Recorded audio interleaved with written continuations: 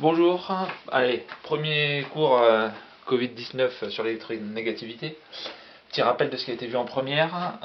L'électronégativité, c'est une notion qui tend à mesurer un peu l'appétit d'un atome en électrons, sa gourmandise en électrons, comme j'aime bien dire.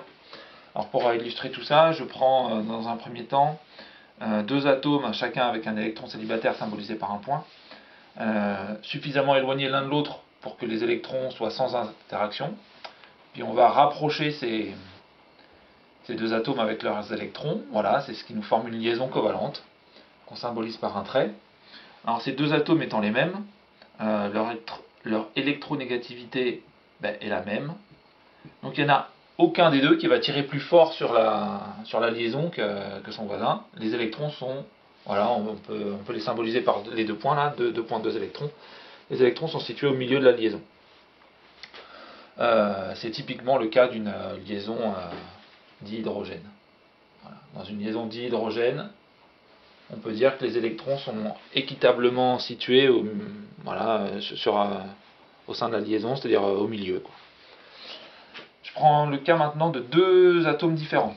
Voilà, donc il y en a forcément un des deux qui est plus gourmand en électrons que l'autre, vu qu'ils sont différents. Allez, je vais prendre le premier cas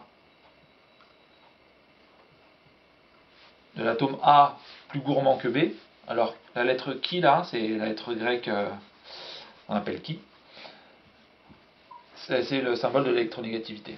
Alors, voilà, ils sont suffisamment éloignés, je les rapproche, formation d'une liaison. Et puis, si A est plus gourmand que B en électrons, on va retrouver cette fois-ci les électrons plus proches de A que de B. Voilà, c'est ce qui nous fait une liaison polarisée. Tandis que dans le premier cas, la liaison est dite apolaire.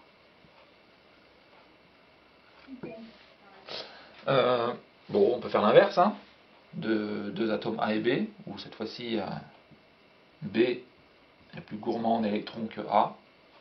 Dans ce cas-là, les électrons, vous avez compris, vont être déplacés du côté de B.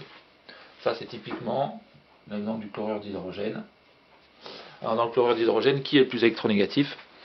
Eh ben, c'est le chlore. Hein, Alors, pourquoi? Parce que dans le tableau périodique, les éléments les plus électronégatifs sont situés, voilà ici, dans la 17e colonne. Alors, je raye la 18e colonne, c'est volontaire. C'est la colonne des gaz nobles. Eux, ils font jamais de liaison. Hein, ils se suffisent à eux-mêmes pour être stables en octet. Ils font jamais de liaison. Donc ici, en haut, on trouve le chlore. Voilà, l'hydrogène est à droite. Ça, c'est l'électronégativité croissante. Donc elle croît en bas à gauche du tableau périodique jusqu'en haut à droite. Le chlore est plus électronégatif. Donc les électrons dans le chlore, les électrons dans la liaison HCl vont être déplacés du côté du chlore. C'est ce qui est symbolisé sur le poly que je vous ai envoyé là, par un gros nuage électronique autour du chlore et un faible nuage électronique autour de l'hydrogène. Voilà, c'était très gris là ici, et là c'était gris clair. Là.